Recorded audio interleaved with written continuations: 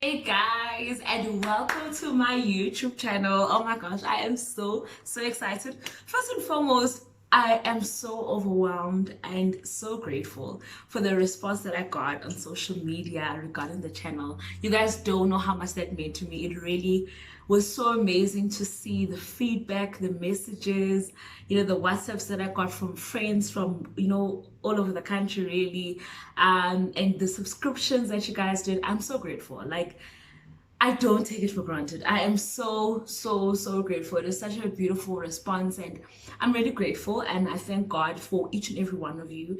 And I really, I'm excited for this journey, and I pray that it's going to be everything and more that we all hope it to be.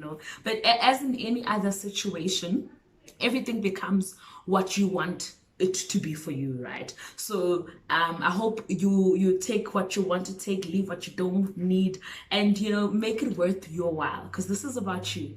This is about you growing and you developing into the best version of yourself. So thank you guys, thank you so much for the response. I really appreciated it. Well, I'm not sure which day of lockdown it is, because wow, lockdown has been been happening, but I know it's a Sunday, and I know that it's a beautiful day that the Lord has made. Sundays are special for me, because obviously we get to have corporate fellowship and corporate worship, but now with the lockdown, things have obviously changed, right? And we sort of relying on social media for messages of encouragement and so forth. So I thought today it would be very fitting for us to do a little section from our Faith Talks part about what is in your hand. So the title of my talk today really is going to be surrounded about what is in your hand. So the lockdown really has shown us a lot of things.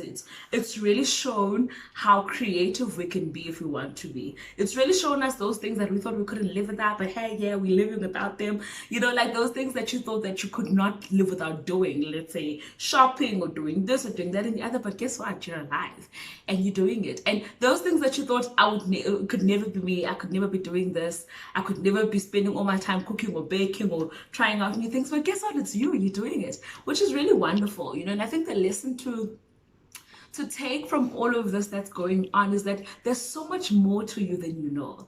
There's so much more to who you are than you realize, because when you have options, you don't really have room to actually find out what you're about. But when your back is against the wall and you don't it doesn't seem like there's much option or much room, then that's when you see the creativity in you. That's when you see the power in you. And that's when you actually see that, wait, I can actually do so much more than I thought I could, right? It's like, the night before an exam and you haven't studied, and that night you need to push, and you actually get through a lot. So I think in a way, we're in a reset of sort, and I don't want us to leave this lockdown. I think it would be in vain for our personal development, for us to leave the same way we came out.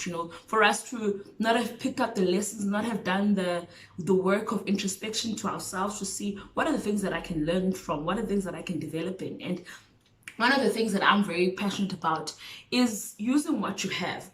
Hear me when I say this. You have everything that you have is everything that you need for you right now. Let me say that again.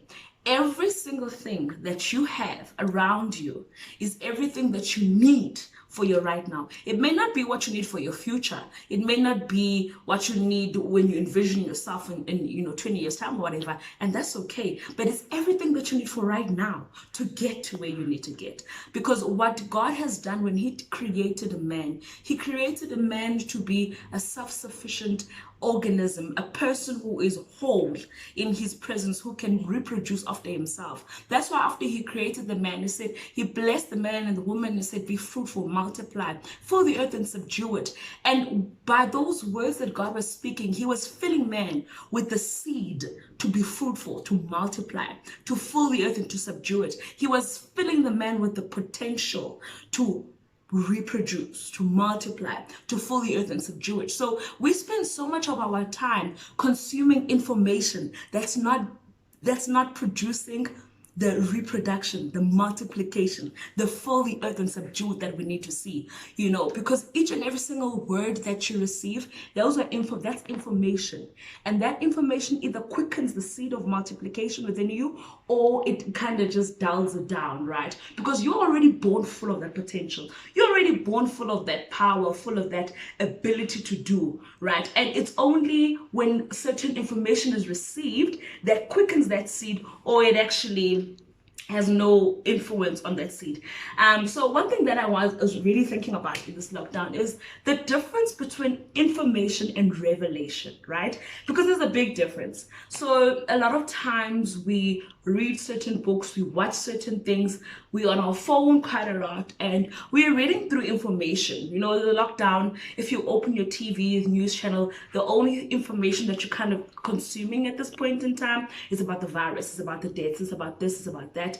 And so there's so much information that you can be receiving at this point in time that can really give you a heart that is fearful, a mind that is anxious. There's so much information that you can be receiving that can make you even doubt that there's going to be a tomorrow, right? And so even the information that you're seeing on social media, information that you're reading on in magazines and so forth, there's information that you can receive that can leave you the same, and there's information that you can receive that can become revelation. What is revelation? Revelation is divine insight in a thing or a place that can propel you for your future. So whatever you're reading right now, if it's not propelling you for your future, if it's not making you think differently about your future, then it is not revelation. It's just merely information. And information can make you knowledgeable, but revelation makes you impactful. Because what do you do with all the information that you have if it is not revelation, if it is not propelling you to think differently, if it is not challenging you to do things differently about your life, your future, your fitness goals, whatever it is, if it's not making you make different decisions about your destiny as a whole, then it is just information and it's not revelation. So revelation is not only like in the spiritual context of you received a word from God, or you had a dream and it was a revelation. That is part of revelation, that's spiritual revelation. But in a whole, revelation is a divine thought. It is a quickening of that seed that was given into you that comes to life, right? If you think about it, the man who invented the light bulb, right? I wrote it in my notes. Thomas Edison is the name. So Thomas Edison is one of the founders, right, of the light bulb. And we talk about ideas as a light bulb moment. Oh, I had a light bulb moment and I thought of this. What does it mean to have a light bulb moment? What did it mean for him, in fact, to look at electricity, right, to consider current and to think of packaging it in a light bulb form that would be convenient to bring illumination to many homes? It means that he had information about electricity, he had information about the power of the light source, he had information about the wiring of how it would be channeled into home, but the revelation came when he thought of putting all these different ideas into one thing called light bulb. Alexander Bell, when he invented the telephone, he must have had information about how do I communicate with people outside of the space that I'm in. Obviously, sound waves only travel so far. So if somebody is outside the frequency of my sound waves, how will they hear me? So he had the information, but the revelation came when he thought of creating a telephone, and so I can speak about inventors of our time, like you guys like the iPhone genius, who created this. Not only was it a software, but it was going to be something that was going to change the world, because everything now that you see is developed around systems that came from that industry. Mark Zuckerberg is now taking over the social media game. He's owning Facebook, WhatsApp, Instagram, and so many other things. Why? Because he had information about what people needed, and a revelation came to package it in a way that would be useful and impactful for somebody else. So my point and my message, it really is about, I'm looking at myself, I'm thinking about the information that I'm consuming. I'm trying to really assess, is it worth my while to spend 20 minutes looking through absolutely nothing that's going to impact and touch where I'm going? Is it worth my while to really watch something that's not impacting me or taking me to the place where I need to be? And the truth is, no, it's not. So if we glean from biblical examples and messages from the Bible, the first encounter that Moses had with the Lord, Please don't judge my Bible, guys. I know it's like really, really kind of like shaky, but I love this Bible. It's so dear to me. I had it when I was in varsity, so I absolutely love it. So in the book of Exodus, chapter 2, verse 4, that's when Moses is introduced to the Lord through the burning bush, and God is telling him that he needs to go out and he needs to go and get the people of Israel out of the bondage and the slavery of Pharaoh. And Moses, like many of us, he had so many excuses, like anything that he could have thought of saying. He said, no, but I can't speak. No, but how will they know? No, but this, no, but that. And, I love Moses because that's very, it's natural. It's normal to think that way. It's normal to think that no one will pay attention to your idea. It's okay to think that people will think that you're silly or who do you think you are? It's normal, guys. It's normal. Trust me, it's normal. And God also understood that. He says to Moses, Moses, what is in your hand? And Moses like, a staff. And he said, drop the staff and see what it becomes. So he dropped the staff and the staff becomes a snake. And the Lord says to him that this snake is going to obviously swallow up all the snakes of, God is going to show his power through that rod. And obviously he did in future chapters if you read on. But the point I'm trying to make here is Moses used to use the staff as a shepherd boy, right? He used to tend to Jethro's sheep, and he used the staff. He knew how to use the staff. So the staff was not something that was unusual to him. It was something that he knew. He knew how to tend to the sheep, how to get one if it was stuck somewhere. The staff was something that he used in his everyday life. And God said, Moses, what is in your hand? And so the question is really, when we're thinking about divine ideas and we're thinking about the next move we want to make, we're sitting in lockdown, probably planning, trying to see what we're going to do from a business angle, from a career perspective, from a family perspective. We're always thinking of external things that will come in and make the difference that we need. But really, what is in your hand? What is that thing that you've always been doing or that you do so effortlessly that no one else but you can replicate? What is in your hand? What is in your ability to control that you and only you can do? What is that thing that you already have a passion for and a liking for that you can put forth? I speak to many of my clients, and I'm so fortunate to be able to speak to very influential people who have done great things in the business area. And I always ask them, how did you start your business? What gave you the idea and the inspiration? And they always said, I saw a need and I met it. I wasn't looking for the money, or I wasn't looking for the things that came along with it. I was really just looking to solve a problem. So every time you have a thought of how do I solve a problem, look into your hands first. What are the things that you can do? Can you draw? Can you write? Some people's rods are their ability to speak and touch lives. Some people's rods are their ability to write inspirational books that will change the course of generation. Some people's rods are their music. Some it's their intellectual thinking, that they can have business ideas and concepts that can change the world. Some is their creativity. Whoever you are, wherever you are, trust me, God has enabled you. He's skilled you. He is built in you the ability to multiply, to fill the earth, to subdue it. But everything lies in what you have in your hand and what you can recognize that is in your hand.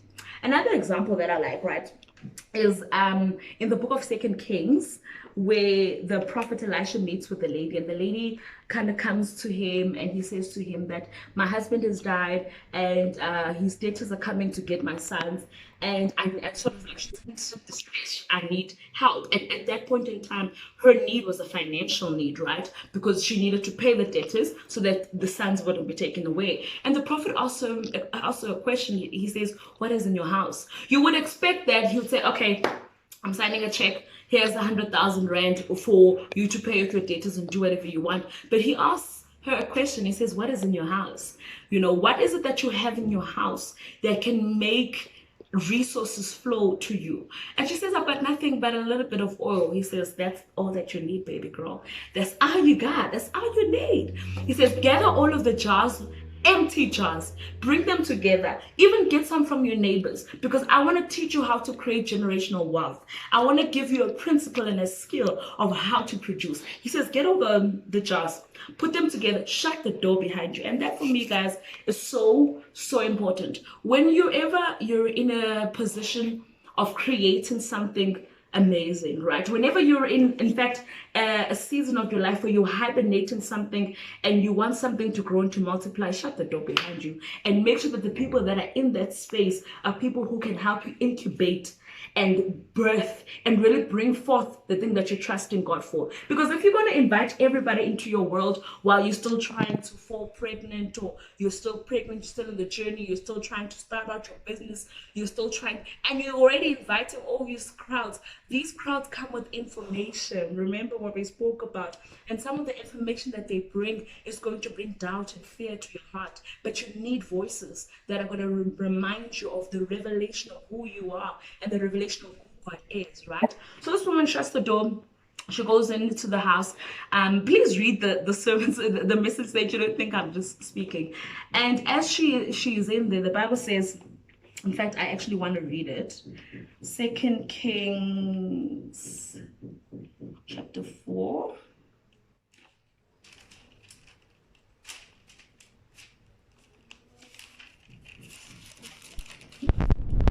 Verse 1 and 7. Okay, so it continues. So verse 2 says, so Elisha said to her, what shall I do for you? Tell me, what do you have in your house? And she said, your maidservant has nothing in the house but a jar of oil. Then he said, go borrow vessels from everywhere, from all your neighbors, empty vessels, and do not gather just a few. And when you have come in, you shall shut the door behind you and your sons. Then pour into all of those vessels and set aside a few full ones. So she went from them, shut the door behind her and her sons, and brought the vessels to her and poured it out. Now it came to pass, when the vessels were full, that she said to her son, bring me another. And he said to her, there is not another vessel. So the oil ceased.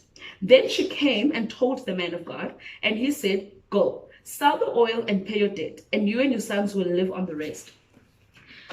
So this woman was looking for some money, right, to help her to pay the debt. But God actually wanted to teach her how to recreate her own money, how to make money, how to flow an income stream from what she had in her house. The plan of God for our lives is that we prosper, and that we prosper indefinitely. He says that in John 10:10, I've come that you may have life, and life more abundantly. God's plan for our lives is that we may have multiple streams flowing to us and multiple streams flowing from us. It is not God's plan that we sit and we're stagnant and we're dormant and we don't know what's next, and we're struggling through so much. His plan is that we live an abundant life where we have multiple streams flowing out from us, streams of peace and blessings and financial stability and prosperity and health and children and all these things flowing.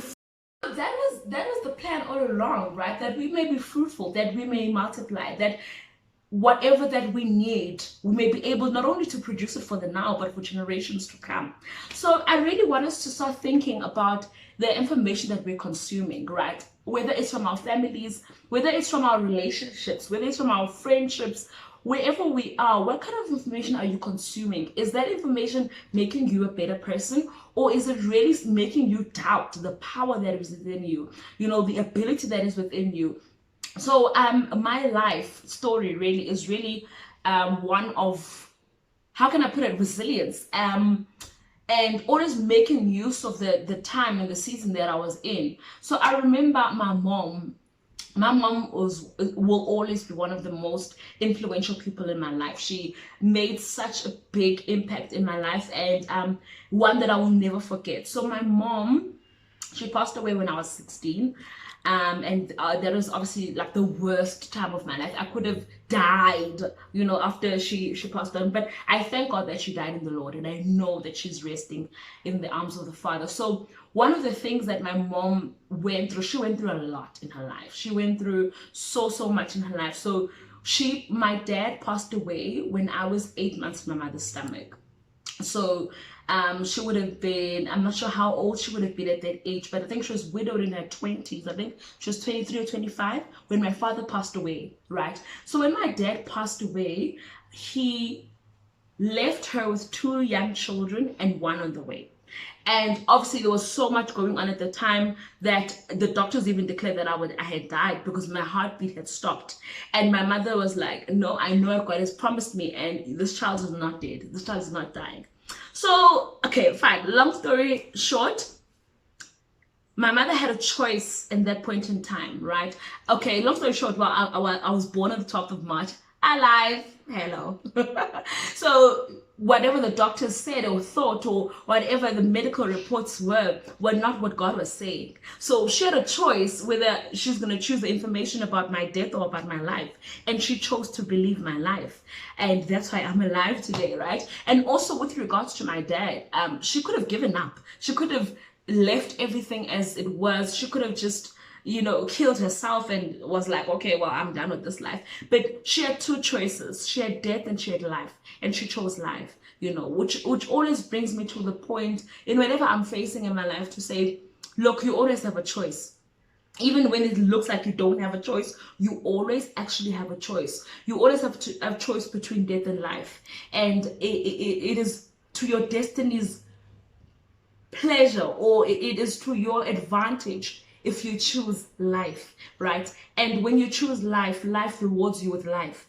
If you choose peace, peace rewards you with peace. If you choose joy, joy rewards you with joy. And if you choose forgiveness, forgiveness rewards you with more forgiveness. That's just the principle of God, and that's just the standard of God. And so in everything that we're facing, even right now, there's so much going on in our families, in our lives, and so forth. I want us to always be cognizant of the fact that you have a choice. You have a choice between looking at what is in your hand and discarding it as menial, or you have a choice to look at what is in your hand and really see the power that is in your hand. You have a choice to look at what is in your house and see, do I have a home? Do I have children who will respect me? Do I have a husband who will love me? What do I have in my home? Can I use that to where I need to get to where I need to get? Am I single at this point in time? Am I going through a time where God is still taking me through the single seasons of my life? And how am I going to use that for my destiny? How am I going to prove myself in this time to use that for my next? I'm looking for a new job. How am I using my right now to be ready for that job that's going to take my career to the next level? I'm waiting to have a baby right now. How am I using this time that I'm waiting to really be the best mother that I can be? You know what I mean? And I'm just making examples here, but I really want us to think in our own lives. What are the things that we are sitting on? What is the gold that we're sitting on that we're discarding as nothing? What are the opportunities that we're sitting on that we're discarding as nothing because we've got fear or anxiety, or we like Moses, we just have too many excuses? What are the things that we're sitting on that God is just like, honey, it's in your hands, or honey, it's in your house, and we're waiting on God to do wonders, and God is waiting for us to do wonders because He created us to be wonder-working people. I read a lot of books on inspirational people, and I wonder, and I really am in awe about how simple people do amazing things, right? Ordinary people that do extraordinary things. And when I'm talking about extraordinary, I'm not talking about like inventing a light bulb or something. Okay, I'm talking about extraordinary in your context, extraordinary as it relates to you, right? Because for my mom to raise us single-handedly as young as she was and as well as she did, that is extraordinary, so I'm not saying you need to be inventing something for you to see your life as extraordinary, but whatever you're doing with what you have, however you're using the resource that God has given you right now, that's you doing an extraordinary thing as an ordinary person.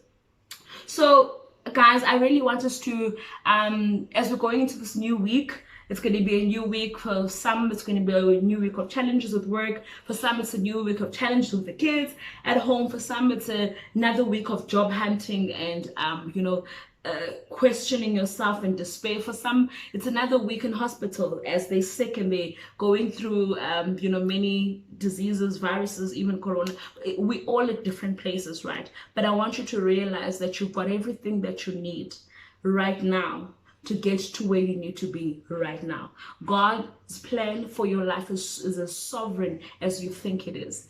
God's plan for your life is as big as you think it is. He said in His word that as a man thinketh in his heart, so he is, which means that He gave you the ability and the power and the potential and the greatness. He placed it within you, and He said, now start thinking.